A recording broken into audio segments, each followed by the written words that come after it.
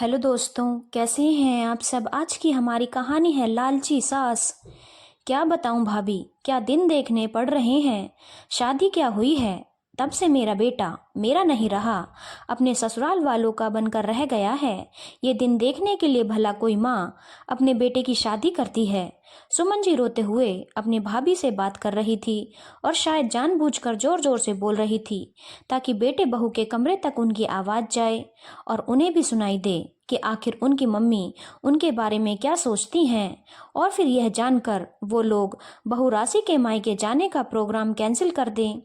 पर फिर भी अजीब सी खामोशी थी। बेटे बहू में से कोई भी निकलकर बाहर नहीं आया। शायद इस बार वो दोनों भी मन पक्का करके बैठे थे। यह देखकर सुमन जी की भाभी को भी बड़ा अजीब लग रहा था। रोहित तो ऐसा नहीं था, और जहां तक वो उसकी पत्नी राशि को जानती थी वो भी ऐसी नहीं थी। फिर सुमन जी इतनी शिकायत क्यों कर रही है। जरूर कोई ना कोई बात हुई है, पर पूछे किससे। तब तक सुमन जी का छोटा बेटा मोहित भी वहां आकर बैठ गया और बोला, मम्मी आप क्यों रो रही हो। मैं हूं ना आपके पास। भाई को जाना है तो जाने दो। वैसे भी उसको तुम्हारे आंसुओं की कोई कद्र नहीं है। बेटा, बड़े बेटे ने तो रंग दिखा ही दिया। कितने प्यार से पाला था तुम लोगों को मैंने, कितना संघर्ष किया था मैंने और तुम्हारे पापा ने तुम्हारे भाई को इंजीनियर बनाने में। पर वो तो सारे एहसान ही भूल गया। अब तेरे भरोसे ही जिंदगी काटनी पड़ेगी। सुमन जी ने रोते हुए कहा तो मोहित ने कहा, अब मम्मी कुछ बेटे शादी के बाद बदल जाते हैं तो बदल जाने दो। मैं हूं ना, मैं नहीं बदलूंगा आपके लिए। भाई तो जोरू का गुलाम हो गया है, पर मैं नहीं बनूंगा वैसा। बस आप रोना बंद करो। बस बेटा, तेरा ही सहारा है, वरना बड़े बेटे ने तो अपने रंग ढंग दिखा दिए। बहू के माता पिता के पीछे अपने माता पिता को छोड़कर जा रहा है। सुमन जी मोहित का हाथ पकड़कर बोली, पर उनकी भाभी अभी भी हैरानी से यह सब कुछ देख रही थी। रोहित और राशि की शादी को भी ज्यादा वक्त नहीं हुआ था, महज 4 महीने ही तो हुए थे। राशि अपने माता पिता की इकलौती संतान थी। जब ये रिश्ता रोहित के लिए आया था तब तो सुमन जी बड़ी खुश थी, और इस खुशी के पीछे सबसे बड़ा कारण ये था कि राशि इकलौती थी। उसके माता पिता के बाद सारी प्रॉपर्टी राशि और रोहित की होती। पर वो ये भूल गई कि संपत्ति के साथ साथ जिम्मेदारी भी आती है। ये बात उन्होंने दबी जुबान से अपनी भाभी से भी कही थी। तब भाभी ने भी समझाया था, सुमन दीदी, आप सिर्फ प्रॉपर्टी देख रही हो, जिम्मेदारी नहीं देख रही हो। आखिर राशि अपने माता पिता की इकलौती बेटी है, तो अपने माता पिता की जिम्मेदारी भी उसे और रोहित को ही उठानी पड़ेगी। कल को इससे तो आपको कोई ऐतराज नहीं होगा। तब तो बड़ा सीना तान कर सुमन जी ने कहा था, अरे भाभी, इससे मुझे क्या ऐतराज होगा भला। और वैसे भी वो तो दूसरे शहर रहते हैं, बहू तो जाते से ही जा पाएगी। पर पहली जिम्मेदारी तो ससुराली ही होती है। ये बात तो माता पिता को और बहू को अच्छे से पता होती है। खैर, सुमन जी की इस बात के आगे भाभी कुछ कह नहीं पाई।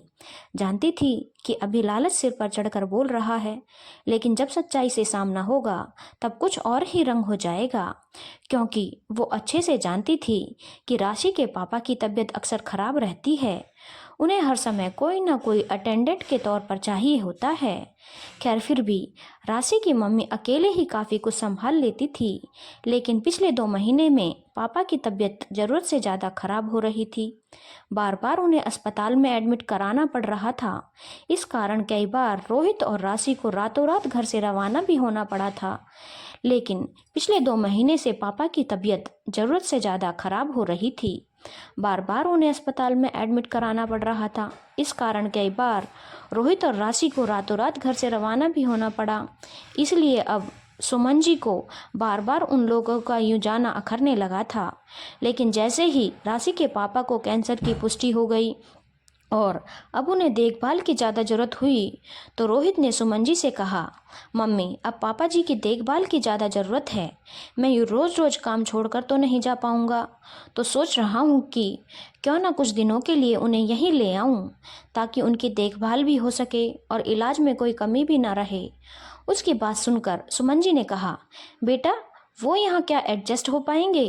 बेटी के ससुराल में वो आराम से रह भी नहीं सकेंगे, और फिर लोग बात बनाएंगे वो अलग, उन्हें खुद ही अच्छा नहीं लगेगा। सुमन जी की बात सुनकर रोहित हैरानी से उनकी तरफ देखने लगा। फिर कुछ सोचकर बोला, मम्मी, आप ये कैसी बातें कर रही हो। आखिर कौन से ज़माने में जी रही हो? मम्मी पापा का हमारे अलावा है ही कौन? अरे उनकी बेटी को बहू बनाया तो क्या उनकी ज़िंदगी भर की जिम्मेदारी मोल ले ली? देख रोहित, तेरे सास ससुर की हमारी कोई जिम्मेदारी नहीं है। आए दिन डॉक्टर को दिखाना, ऊपर से आने जाने मिलने वाले लोगों, खाने पीने में बदलाव, पता नहीं कितना बदलाव करना पड़ेगा। ये सब तो अपने घर में नहीं हो पाएगा। उनके लिए हम अपना सुकून नहीं छोड़ सकते। अरे हमने तो यह सोचकर इकलौती बेटी से शादी की थी कि उनके बाद उनकी प्रॉपर्टी तुम्हारी होगी, पर ये जिम्मेदारी का ठीकरा। भैया हमारे बस की बात नहीं है। मम्मी, आपने ये सोचकर शादी करवाई थी, पर मैंने ये सोचकर नहीं की थी। आपने तो आज मुझे शर्मिंदा कर दिया, कहकर रोहित वहां से उठकर बाहर आ गया। देखा तो राशि वहीं दरवाजे पर खड़ी थी। उसकी आंखों से आंसू थे, पर राशि ने उसे कुछ कहा नहीं। आखिर माता पिता की सोच में रोहित की क्या गलती?